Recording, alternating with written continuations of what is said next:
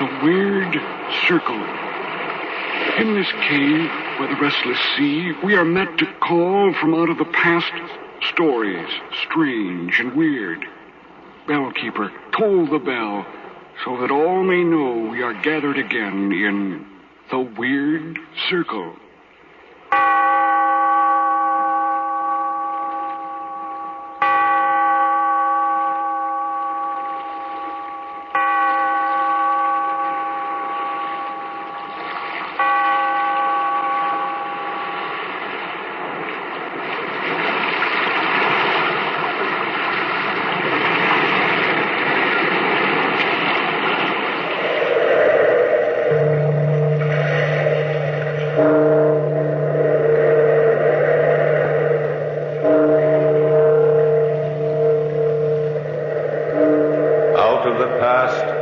Phantoms of a world gone by speak again the immortal tale.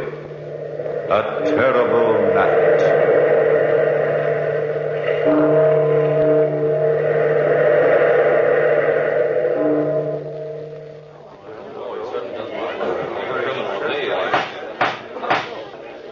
Silence in the court.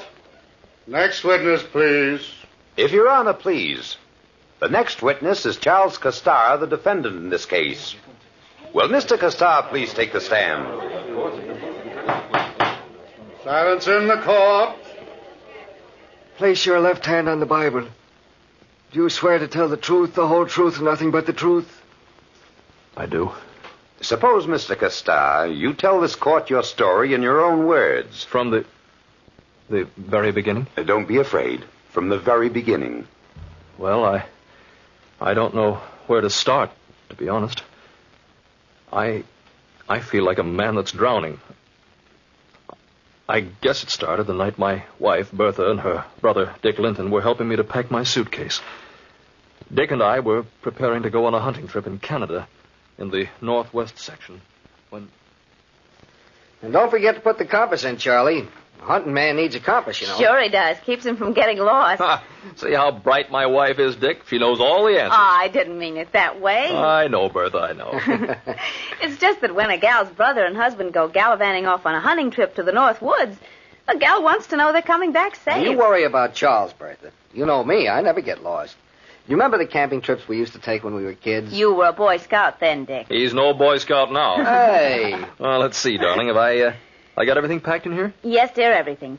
Woolen underwear? You're a lucky man to have a wife gun like my cartridges? sister, Charles. For both guns? Mm-hmm. The cartridges for the hunting gun are in the rear pocket of this suitcase. Uh-huh. And for the .38, they're in your holster. Oh, good girl.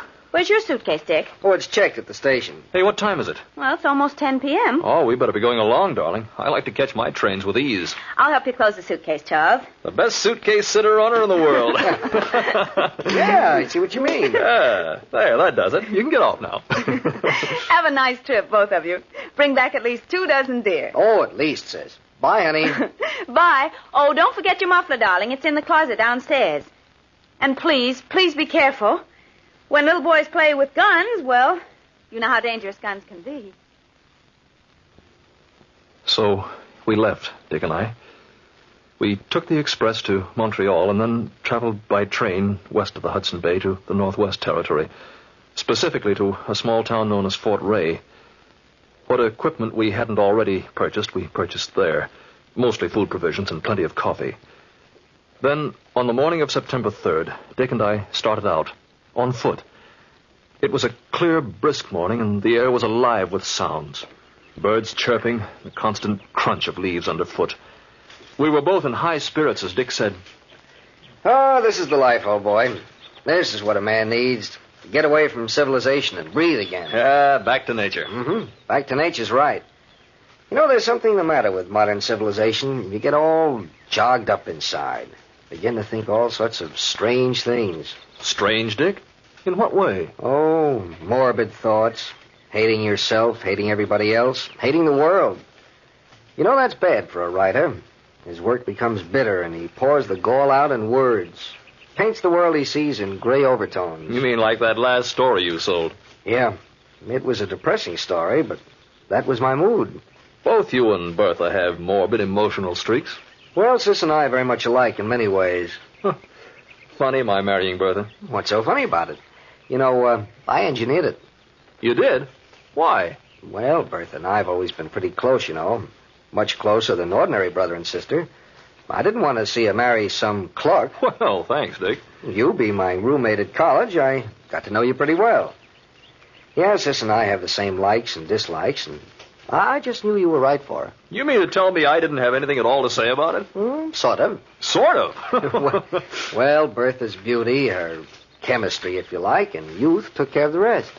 You sound like an old man airing philosophy. I told you, I've been civilized too long. You've been a bachelor too long. I think I'll dig up a nice young girl for you. Marriage is a sensation, Dick. Well worth a try. Well, I don't quite like the idea of digging up a girl for me. Sounds like she's been buried already. Here, we turn this way. To the north now. Are you sure? Of course I'm sure. I know these north woods like a... like a book. Yes, like a book. You'll never get lost with me. We'll be at the next fort by 6 this evening. I still think we ought to have taken a guide along. Oh, nonsense. There's nothing to worry about. Nothing to worry about at all. Just stick to Dick Linton and you can't go wrong. Nothing to worry about. That's the way writers are.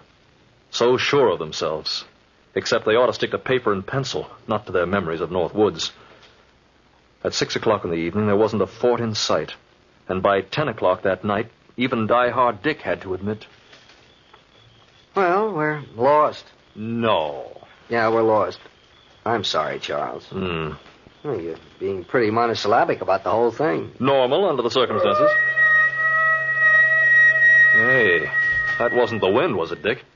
No, wolves. Wolves?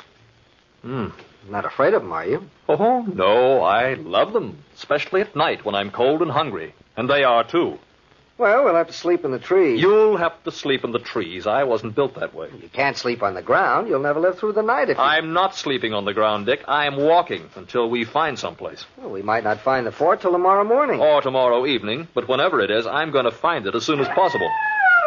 Even sooner than that, if that keeps up. You coming with me? Sure, I'm with you. Oh, boy, I'm hungry. Oh, say, wouldn't a nice, thick, luscious steak taste good? You know, one of the charcoal broiled variety, dripping with butter and fried onions. Oh, stop it. Or one of Bertha's lamb stews with mashed potatoes and rich tomato gravy. If you want to die, just keep on talking. Just the thought of food, and I'm a murdering maniac. Oh, how about a real English roast beef with Yorkshire pudding? Oh, you're asking for it. I wonder just how hungry that wolf is. Maybe he won't mind if his meat isn't cooked, huh? I'm sure he won't. They're carnivori, which means in Latin carnivorous, or man-eaters. Hey, Charlie. Huh? Look, straight ahead of you.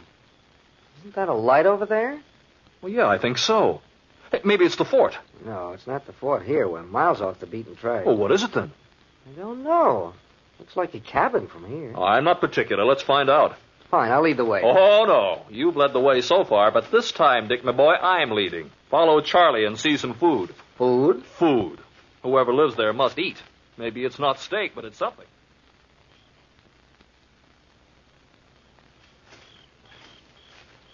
It is a cabin, all right. Shall I knock on the door? Well, you can't get in any other way. Who can't? This rickety old shack could be blown down by a good strong breath. Funny-looking place, isn't it? I'm not amused. Knock on the door. Such a timid knock. My hand's numb. Yeah, we'll try it again. Hope this guy's friendly. So do I. Uh-oh. Our friends are sniffing about again. And I don't look at all well in tomato sauce. Oh, Charlie. Evening. Something I can do for you, gentlemen? We managed to... We hope to find some place to stay for the night, sir. We're completely off the beaten track. You don't say. Come in. Come in, gentlemen. Yes. I'd be delighted to put you up this evening if you don't mind sleeping on the floor in the attic. Well, at this point, we don't mind anything. Don't you? My name's Charles Costar, sir, and my friend is Dick Linton. How do you do? Yeah. My name is Joel. Just Joel.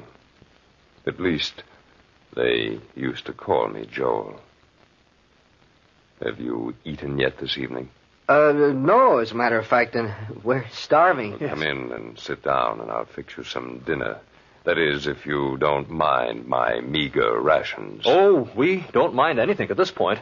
Do we, Dick? Oh, no, definitely not. There's an old American saying, food is food. Let's eat, huh? I'll fry some deer steak for you, and I've some wine. Oh, wonderful. Tell me, Mr. Joel, do you live here all alone? Unfortunately, yes. You see, I'm an outcast from your society. Let a man be different, and automatically he becomes an outcast. Yeah, there's something in what you say. Let him look a little different, or think a little different, or speak a little different. And he becomes a marked man. The individual is not allowed the privilege of individuality. Mankind doesn't permit it. Oh, I don't think so, really. Don't you?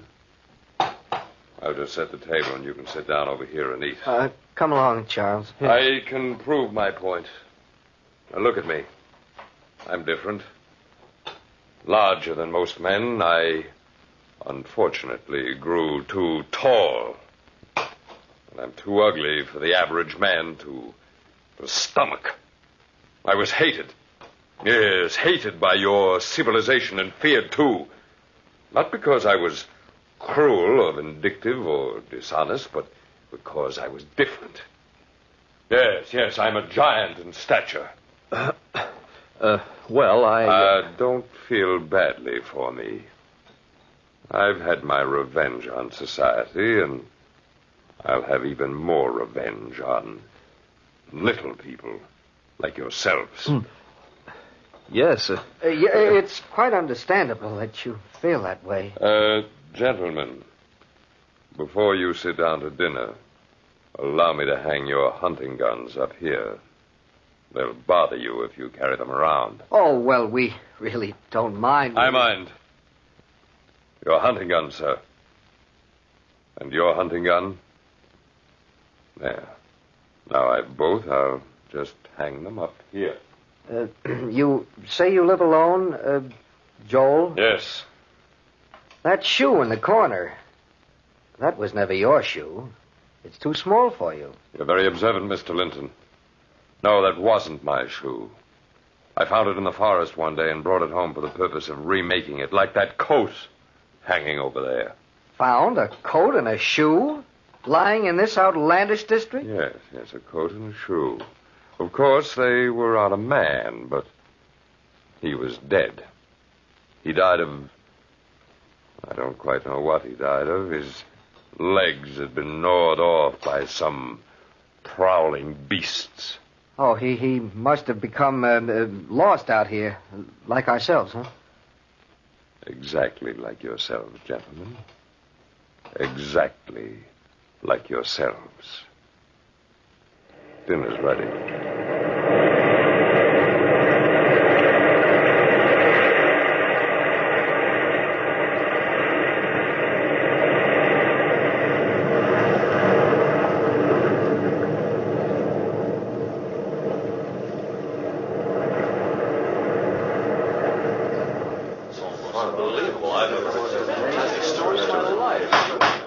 Silence in the court. Silence in the court. Now, go ahead with your testimony, Mr. Costar. Well, you can see what a spot Dick and I were in. We didn't trust that man for a second. Believe me, he was... Well, darn it anyway, the man was unbalanced. It was well after we finished eating dinner that Joel lit a good, warm, roaring fire in the fireplace, and then... Well, gentlemen, it's time to retire. I'm sleepy, and I'm sure you two are. Yes, very sleepy. Mind if we take our guns upstairs? I'd like to clean them. You won't need them this evening. You can clean them in the morning. Come along, please. Come on, Charlie. Yeah, I'm right behind you, Dick. Be careful of this stepladder. It's rickety, to say the least. So I notice, yeah. I'll go first and get the blankets out. Yes, fortunately, I have 2 blankets up here, although they're musty enough. Oh, don't worry about us. All right. Come up now. Right away. I'd feel a lot better if I had those hunting guns. I don't blame you. You can see for yourself, Mr. Linton, that this attic is not accustomed to guests. musty, and the spiders are troublesome to strangers. Spiders? They are my friends, my only friends. They say he who shares a roof with you automatically becomes your friend. They have shared this roof with me for many years. Good night, gentlemen. Sleep well. Oh, good night. Great Scott, what kind of a mess have we gotten ourselves into? I don't know. He's got a cog loose in his mind somewhere, that's certain. Very certain. What'll we do? I'll tell you. One sleeps and the other stands guard. That won't do us any good, Dick. He's 10 times our size, and besides, we're unarmed. I've got your .38 in my pocket.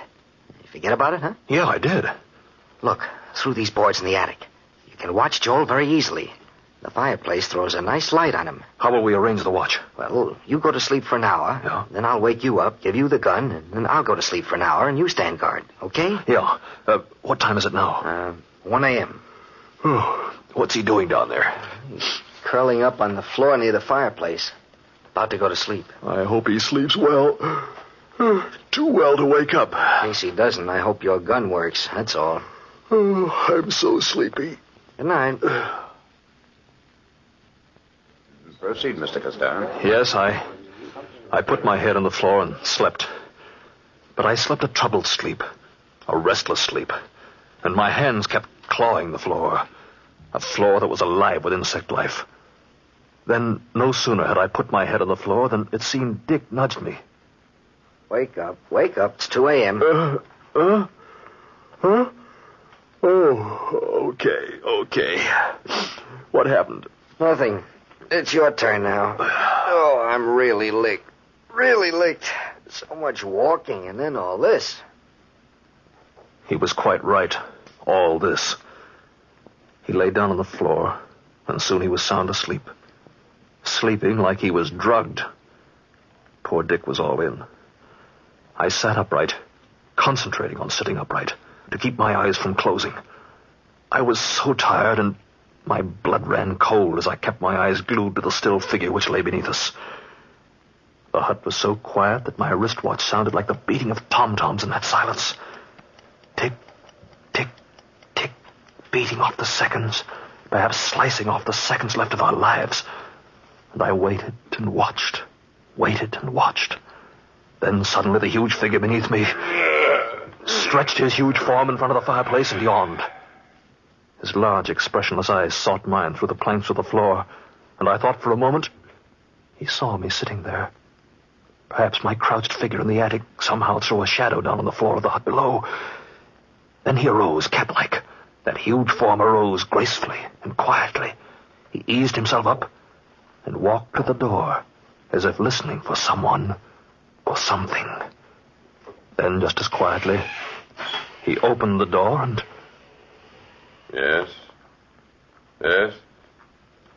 Yes, come back shortly. He said, come back shortly. Who was he talking to? And what was he talking about? Come back. Come back to murder us. He shut the door just as gently as he opened it. And then returning to the place before the fire, he again curled up near the warmth of the blaze. I glanced down at my watch. It was 3 o'clock. I nudged Dick, gently at first, and then harder. Dick, your turn. Dick, wake up. Oh, we're up so soon. Yes. Here's the gun. Okay, I'm awake. Anything happened? Listen, he's got an accomplice. What? Somebody was standing outside the door a while back. He told him to come back shortly. That explains the small shoe, maybe. Maybe. Oh, I'm so tired, I don't think I can sleep. I don't think I can sleep. You'll sleep. Just relax. I don't think so. Really,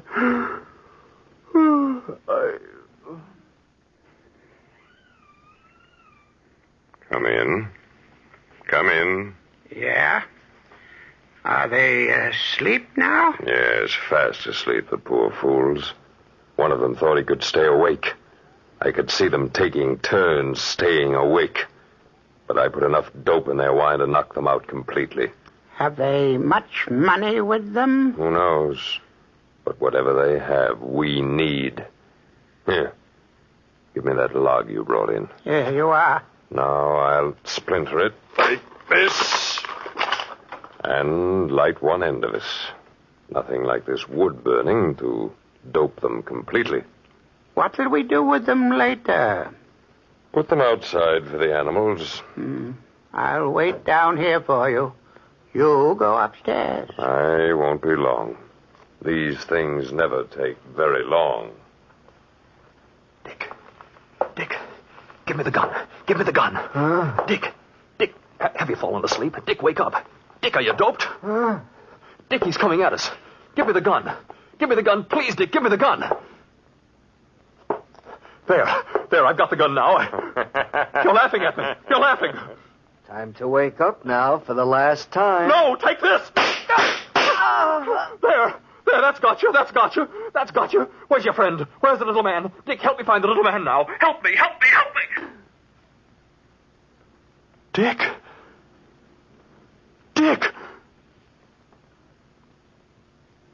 I was stunned. Completely stunned. The room looked strange to me. The smoking gun in my hand looked strange to me. The whole world seemed to blot out in front of my eyes, and suddenly I looked down at the dark mass lying at my feet, and then I looked up. My eyes were absolutely level with Joel's eyes as he climbed up into the attic. Then, in a voice filled with horror, he said, Great Lord, sir. What have you done? You've killed him, and he was just about to wake you. Yes, I killed Dick Linton, my best friend, when he was just about to wake me. I'd been dreaming, and I killed him. Thank you, Mr. Castar. My next witness is Dr. Harding. Now, Dr. Harding, will you please take the stand? Yes, sir. Place your left hand on the Bible. Do you swear to tell the truth, the whole truth, and nothing but the truth? I do. You heard the testimony of the defendant, Dr. Harding. I did, sir. Is it possible for a man asleep as he was, to fire the gun load at his best friend because of a nightmare? It was more than a nightmare. It was somnolentia, sleep drunkenness. Overtired as Mr. Coster was, his nerves were overtaxed, and his fears and suspicions had been aroused. This result is perfectly natural and certainly medically sound. The defendant was not in his right mind at the time of the murder. Thank you, Dr. Harding. Gentlemen of the jury, to sum up this case, Joel the Giant had told his guests the truth about the shoe. At the time he opened the door, he was just talking to his dog, who had been scratching outside. But to a man mentally exhausted and filled with fear, Joel's actions were certainly those which would arouse suspicion. Gentlemen, in behalf of my client, I beg leniency. Leniency. Bertha, please, darling. It was all explained in court. This doesn't change anything between us, nothing at all. Doesn't it? I love my brother more than you can understand, Charles. I know the court has ruled you innocent. But a court of law has very little to do with a woman's heart. If you love me, Bertha... I'll always love you. But I'll never be able to trust you again. There are 7 days in a week, Charles. Some of those days, I'll love you and forget this whole horrible affair. But more days, my brother's face will loom up in front of me. But Dick would understand. I wouldn't see you because his face would stand between us. I'd spend those days hating you. So, I'm leaving you, Charles. Take good care of yourself. I can't help it. I hope you understand. Bertha, please. Goodbye, Charles. Bertha! I told you, Charles Castar, I hate civilized society. Don't feel badly for me. I'll have my revenge on society. I'll have even more revenge on little people like you.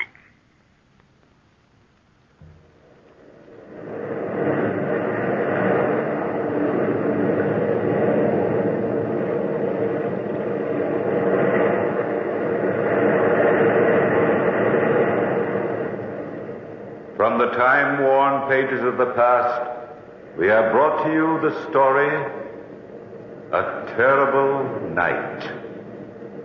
Bellkeeper, toll the bell.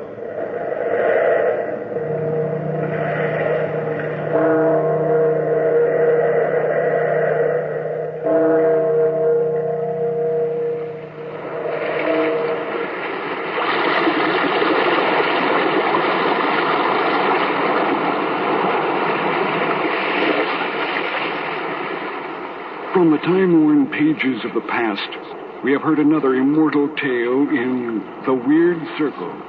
Bellkeeper, toll the bell.